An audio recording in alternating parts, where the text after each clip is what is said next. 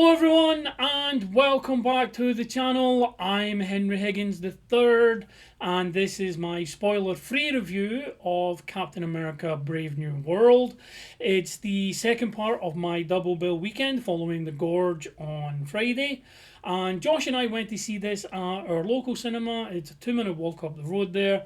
And we both left the screening feeling like we'd had a good time with the film. It's fair to say, with that in mind, it's fair to say that the MCU has had a topsy-turvy time since Endgame, which I have mentioned in previous videos. It's a ridiculously high bar that was set. In Endgame, obviously, it followed a 10-year, 22-movie setup and absolutely landed the payoff. So for anything to even come close to that, it is almost miraculous. And between Endgame and now, there has been peaks and troughs, with there being moments to enjoy in each new entry on TV and on the big screen. But something has been missing for a lot of them, and that, coupled with the major setup, no pun intended, for Kang Dynasty and that having to be removed without a payoff itself, has left Marvel feeling rudderless to some. More than others, understandably so.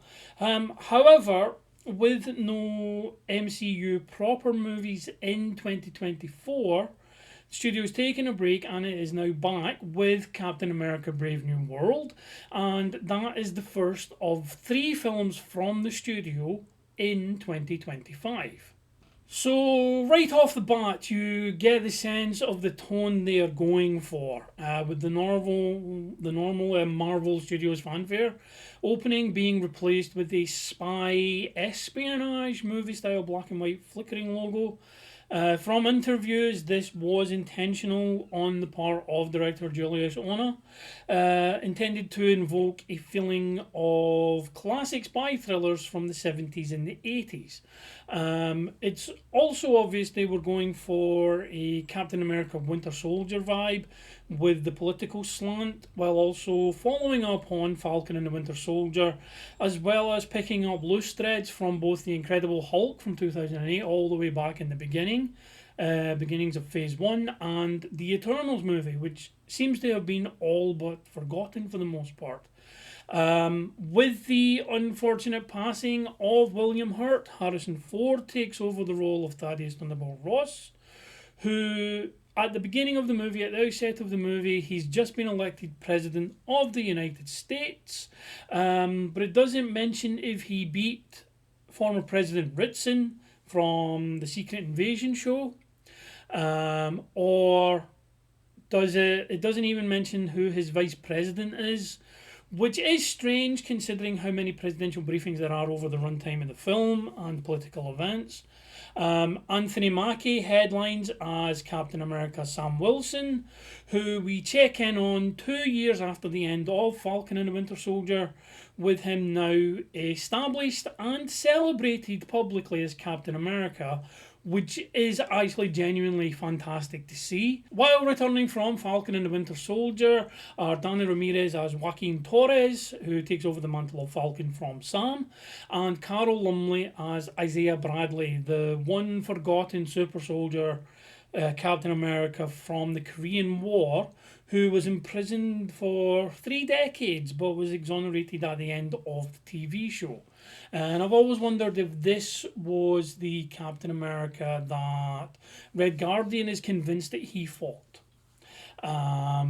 All 3 of them, the returning characters from Falcon and Winter Soldier, all 3 of them have a wonderful chemistry, and anytime you have a combination of them interacting, the movie shines as the dialogue zips and you get a real sense of camaraderie from the trio, whether it's the fun japery of Joaquin Torres and Sam Wilson, the older generation, new generation between Isaiah and Joaquin, or the pathos and the emotional weight between Isaiah and Sam. Going even further back in time, Tim Blake Nelson returns as Samuel Stearns, resolving, as it does, one of the longest left cliffhangers in the MCU after his closing moments at the end of The Incredible Hulk in 2008, while making her MCU debut is Shira Haas as Ruth Bat Saraf.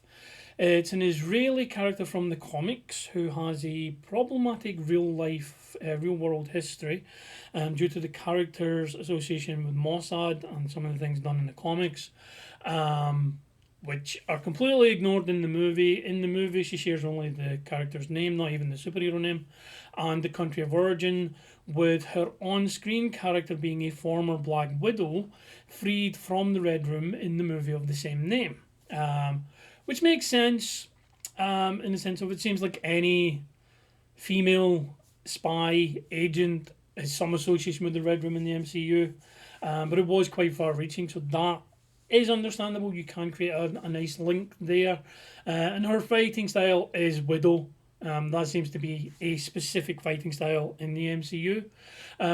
Also debuting in the MCU is Giancarlo Esposito as Seth Volker, aka Sidewinder. He's the leader of the Serpent Society in the comics and in the movie, and while he does have limited screen time, he is a delight to watch whenever he gets to deliver lines as only he can. The character design, though, is drastically different from the comics, but there are enough motifs in there that a respectable homage is paid to the comic book incarnation. And that's the main cast. So what are my thoughts on the movie itself? Well, I did enjoy it a lot, as did my son Josh. Though the overall view is that it's an appetizer rather than a main course. The acting is great across the board, with Carl Lumbly being the standout. Unsurprisingly, as he was the standout in Falcon and the Winter Soldier as well. He delivers warmth, humour, anguish, and some real scenes of emotional pain perfectly.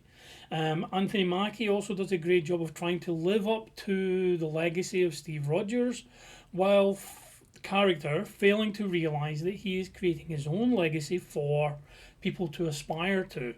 And in the fight scenes, because obviously Captain America is a very close quarters brawler in the previous Captain America movies, Anthony Mackie Sam Wilson really holds his own in the close quarter combat scenes that are, there's a few in the movie. Danny Ramirez is a little annoying as Joaquin Torres, but that seems to be intentional, as in that feisty little brother way, while his growth over the runtime is well played out. So where you find him from the start of the movie to the end of the movie, it's quite an interesting journey. Shira Haas doesn't have much to do. It seems it was a lot of stuff maybe from her left on the cutting room floor, and she also starts out as quite antagonistic but grows over the course of the movie. But her time on screen is decent enough, while Giancarlo Esposito and Tim Blake Nelson especially, they deliver their lines amazingly well. The intonations, the wordplay, the delightful malevolence was a joy to witness whenever they were on screen or just their voiceover was on screen. As for the action sequences, the three main set pieces shown in the trailer, those being the compound fight between Captain America and the Nameless Goons, the Celestial Island naval and aerial battle over the rights to Adamantium, and the Sam versus Red Hulk brawl, they are all done really, really well. The first of those let us know that even without the super soldier serum, Sam Wilson's version of Captain America is a badass fighting machine, and with the Wakandan vibranium upgrades to his suit giving him that extra boost, he can more than handle his own against multiple enemies. As for the battle at sea, that is a thrill ride as it harks back to early Iron Man dogfight scenes, but gives Cap and Falcon their own spin on it. The tension is quite high here in relation to the rest of the movie, as this is where things kind of peak and get set to boil over. And the way it's done and the way it's handled with the action and the political tension marries really well. I was really impressed by how they got all of that together. Lastly, we have the Red Hulk scenes, and I'm sure the studio would have loved to have had Red Hulk be a surprise revealed during the runtime of the film, but with them needing to hit it out of the gate and somewhat negative press surrounding the many reshoots. Revealing the character in the trailers was probably for the best, especially as Funko would have messed it up anyway. So with that in mind, how well did the character translate to the big screen? In my opinion, they 100% nailed it. Red Hulk looks amazing, especially in the close-up shots. With the CGI being seamless, the action intense, and the fight is quite brutal. There's one spot in particular with Sam taking cover under his wings and his shield as Red Hulk rains down blow after blow after blow. That had me on the edge of my seat, wide-eyed with excitement. They did that amazingly well. So I think it's easy to see that with all the years of working on Green Hulk, that certainly paid off here. Though all the years of working with green screen certainly didn't pay off on one scene with Anthony Mackie right at the end, as it is so blatantly obvious that he's on a green screen that it kind of took me out of the film for a little bit, and I'm surprised it made it past the editing stage. But for the amount of effect shots in the movie, having one dodgy moment shouldn't detract from the overall experience. So we can let it slide to a degree, and it will probably be corrected by the time it hits Disney Plus streaming and physical media. It'll probably be corrected anyway. Overall, the film was upper mid-tier MCU, and for me, Captain America Brave New World is a 3.5-star movie.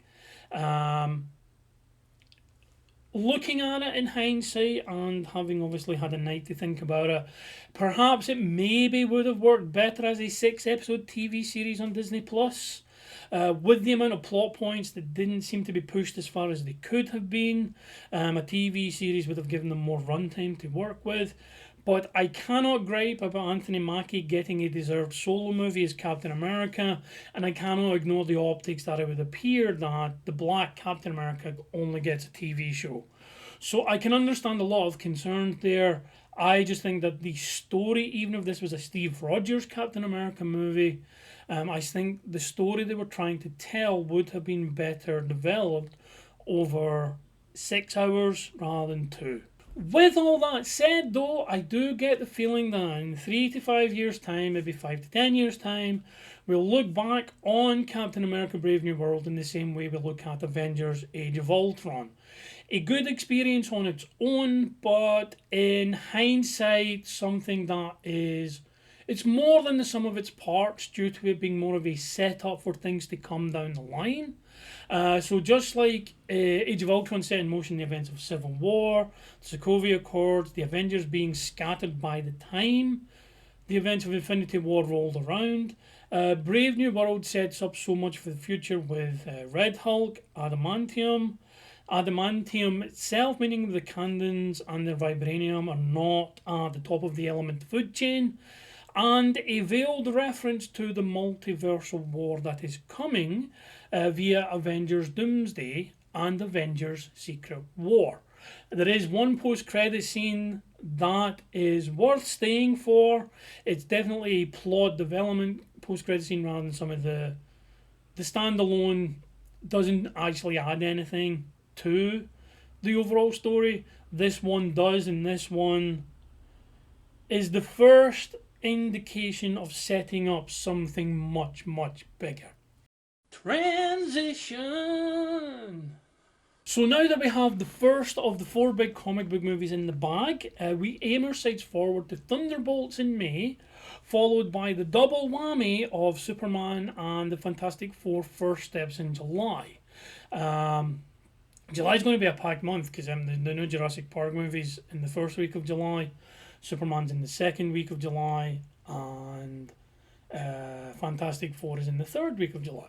So it's quite a packed month, but that's way down the line. Captain America Brave New World is the movie of the moment. Have you seen Captain America Brave New World? If so, leave your comments below with your thoughts on what the film did well, what it could have done better, Whether you agree with my 3.5-star rating or if you think it's too high or too low, and where would you have Captain America Brave New World in your MCU rankings? That's an idea actually maybe for another video. So while you're there leaving your comments, please give this video a like and a share. It really does help. Please subscribe to the channel if you haven't already. Tell your friends to subscribe to the channel if they haven't already. And as always, stay safe and stay awesome. I will see you on the next video. Goodbye.